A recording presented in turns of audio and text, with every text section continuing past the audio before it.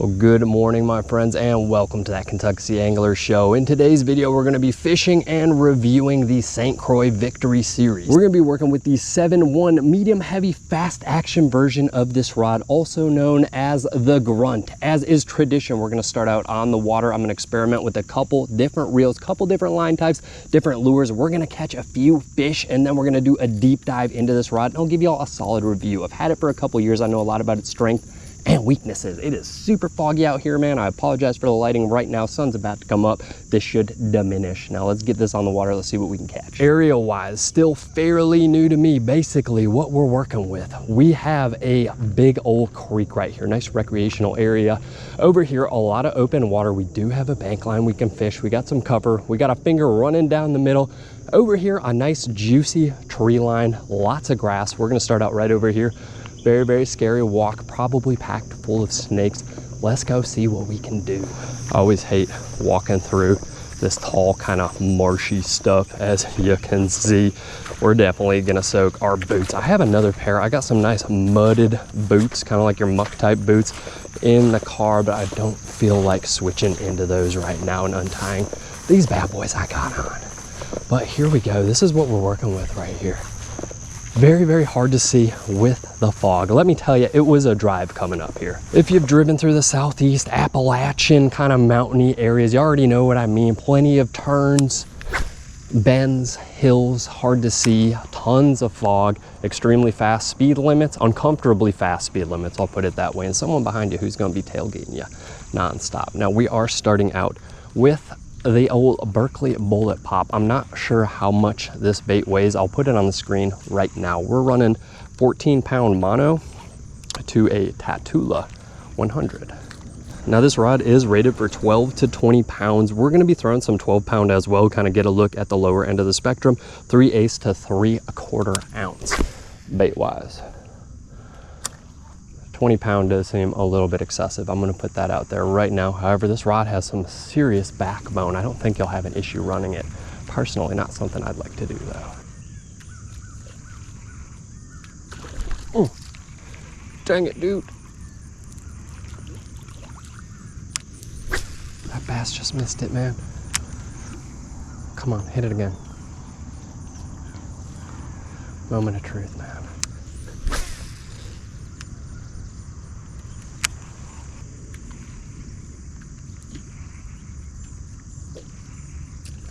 There we go, we're on.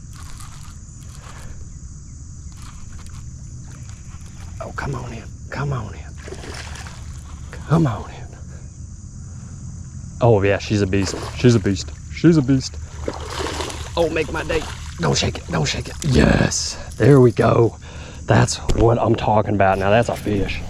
What an absolute unit. Well, there we go, my friends. Our first fish of the day, and she is a tank, man. She's pushing 3 for sure, if not in the 3s right now. Beautiful, beautiful fish. I mean, just look at her, and an awesome one to get us started. We haven't even been here that long. Missed that fish, a bit demoralizing, couple more casts. We hit this puppy who is arguably bigger from what I saw. Beautiful, beautiful fish. You can tell that rod has some muscle. It has some backbone. No issue getting her in right here. Let's get her back in the water. Thank you so much for biting, girl. All right, much appreciated.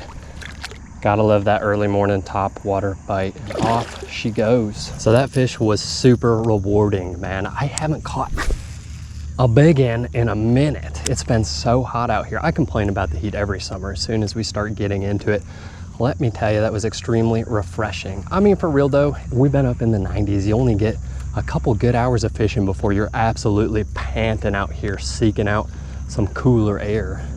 Beautiful, beautiful fish though. So the sun is coming out. We are going to change out our reel really, really quick. This is a Corrado. I got it spooled up with 12-pound fluorocarbon. So let's get this fluoro in the water. Let's do a quick bait swap. I'm thinking stick bait. We're going to go fish some kind of covery looking areas, throw this bad boy up in the trees and see what we can do. Bait wise, I just rigged up a 4-inch Yum Dinger. The color is watermelon. We'll see if we stick with that. 4-aught EWG, 1/8 ounce bullet. This is going to be sitting right at the bottom of our weight range. That bait doesn't show up all that great. It might be enough to get it done. I do have something a little darker and a little more flashy though. So yeah, this should be right around 3/8. And she casts well, casts like a dream. Okay, just saw a little disturbance in the force over here, a little bait busting up on this grass line. We're gonna throw a cast out there. So this reel does have a pretty low gear ratio. It's a 6.2. I got it for cranking, and I really don't use it all that much anymore. But I like it. It'll work fine with this bait. It'll just make me fish it a little slower, which isn't a bad thing given our conditions. I just saw a little bit of, oh man, now we're gonna have to walk over there and scare everything. Oh, all right. Bait has been retrieved. Gnarly little snag down there. I don't know what that was. I think we all know that there's gonna be a fish like right here.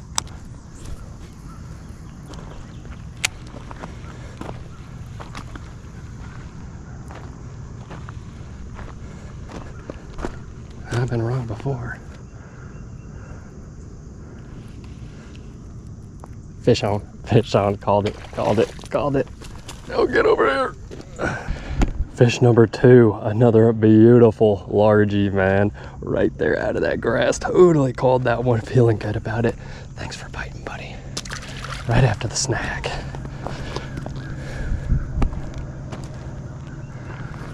Is it gonna be a good day? I think so.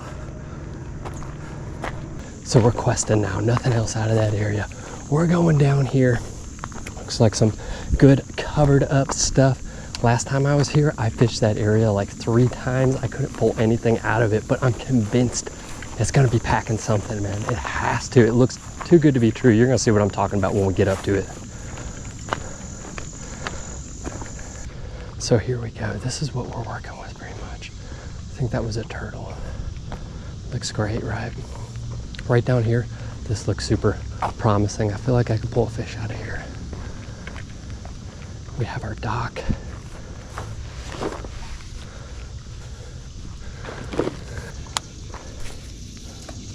Right under it.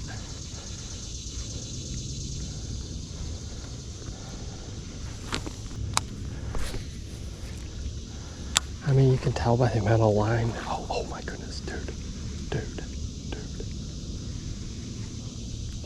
What's that? Was that a gar or a big mama bass? So I've continued to fish this area out for about an hour and a half. Haven't had a single bite, haven't really seen much activity. I'm gonna pack it up. It's getting really hot out here, just not really a good time. We're gonna finish this video in another location with possibly some different baits. It's day 2 out here and we are up with the sun rising in an entirely new location. I apologize in advance for the lighting. The sun's still kind of coming up. It's overcast. It's actually beautiful out right now. Today we're gonna be focusing on moving baits. So we're gonna be fishing with crankbaits and paddle tails, seeing how they perform on this rod and hopefully catching a fish on each one. We're gonna be starting out today with a 4-inch Kitech. The color is Sight Flash. If you're curious about the baits or the colors, I always list them in the description. We're gonna be running a 1/4 ounce jig head to 12-pound fluorocarbon, and I'm running a Shimano Bantam as a reel. I really brought the Bantam for the cranking. It is my preferred cranking reel. Line wise, we were working with 12-pound fluoro yesterday as well. I really prefer running lighter line. That's just my personal preference, and 12-pound feels pretty comfortable to me on this rod. Not to say it won't perform great with heavier line. In fact, it's probably geared more towards 14 or 17 pound. You can certainly get away with 12-pound though. I run it all the time. There we go, fish on, man. And just like that. Oh, come on. She doesn't feel too big, but it's a real great sign for the day. All right, as that sun's getting up in the air. Oh, beautiful, man. Well, there we go, guys. Our first fish of the day on that Kitech, and she's a nice, healthy little spotted bass. Very warm. I can tell this water is pretty toasty at the moment. Let's get her back in. Thanks for biting, girl. So first fish down, I'm feeling pretty good about it. She was just right up here on that rock. We're gonna throw another cast in this area, then hop on over to the other side, fish this riprap a bit, and make a big old jump. Go hit some other areas. I think they're gonna be hugging rock today. We do have some square bills, some liplesses, for that purpose. Hopefully we can get them to munch those baits. I figured the paddle tail was kind of a sure thing out here, so I did want to start out with that lure. Classic Keitech slippage, man. So I do know this area pretty well. That's why I wanted to start out here. Kind of a sure thing for us today. We have a nice little creek trickling in. I actually don't know where that water comes from, but it's always here. We're gonna throw one out, skirt this side. We're gonna hop on over to that other non-wind blown side. That's gonna give us better audio, really. I didn't anticipate this much wind this morning. However, this rod runs these paddle tails just a-okay. It's really an all-purpose rod. I think that's what St. Croix had in mind when they created this. I think it's in the description, actually. It's the reason I purchased this rod. It's an outstanding Texas rig rod. A great kind of mid-sized jig rod. It's definitely got some backbone, as we established yesterday. And it really works with a wide variety of baits. So we're on our way to spot number 2. We're about to start working this riprap. I wanted to start out down here. I have had some luck with crankbaits in similar conditions. It's actually looking pretty dark right now. It's weird morning, but I love it, dude. It's nice and cool. Look at those, man. Big old vultures. Looks like a dead Asian carp. We have a huge silver carp infestation in this area, and that's a massive one, man. They get pretty big here. It's not uncommon to be running a jig and start pinging off of them. And we've arrived. So we're gonna start out with a square bill. We've got quite the selection, just the standard black back, a Strike King right here. Considering how high up on the riprap that first fish was, I wanna fish that rock pretty hard. So we're gonna use one of these bad boys. And I do have a couple divers I threw in there we might mess around with. We'll see what that bite's like out here. And we're just gonna mosey on down to this riprap. As you can see, we got quite the line of it. Hoping to pull a fish off that point or up in this area, at least the first crankbait fish, and then work our way down in this direction. There is some rock out there we could probably hit with a diver. Depends on how many of these square bills we lose. And let's get her out there. Seems like a safe distance. This is a 2 to 4 foot diver. I'm gonna kind of pull up on it a little bit. I want to smack a bit of rock, but I also kind of want to glide over it more so. I want this bad boy wedged up in there. I'm not feeling that risky just yet. We just tied this one on. This is a bait I'm pretty passionate about. I do love crankbaits. I don't fish them a lot anymore. Really just due to my available budget. I used to fish them all the time. It was like my go-to from the bank. I'd always have a crankbait tied on any time of year, man. Such an effective bait. Well, I hope y'all have enjoyed the video so far. If you have, drop a like, comment, subscribe. As a small channel, it really does more than you think, and I greatly appreciate it. Now let's get into this rod. The St. Croix Victory Series was released in 2021 and offers 25 different rods in this lineup. So you have 17 casting rods and you have 7 spinning rods. Today we were working with the casting version of this rod, and it was the 7-1 medium heavy fast action, right? So also known as the Grunt. They all have like their fun nicknames St. Croix gave them. So as we work our way through this rod and what it has to offer, I'm gonna be basing all this information. I'm pulling it directly from the St. Croix website in full transparency, just so it's as accurate as possible. And of course, I'm gonna be talking about my personal experience on the water with this rod. I've owned it since 2022, I think early 2022, and I've used it a lot, so I can kind of give you a good idea of what to expect while using it. So let's start out with the blank. And I'm actually gonna read this part directly from their website to you, because if you're a big St. Croix guy, chances are you can decipher this a little more than I can. I'll read it to you and then give you what I take away from it. The Victory casting rod offers a super high modulus hybrid carbon fiber SC3 plus blank matched with a fortified resin system technology, offering maximum power and strength with a significantly reduced blank weight. So chances are if you're a big St. Croix guy, you know what their SC3 blend is. I don't, I'm unfamiliar with it. I do own like 5 St. Croix rods. I have some nice ones. I'm a big fan of their stuff. I really like it.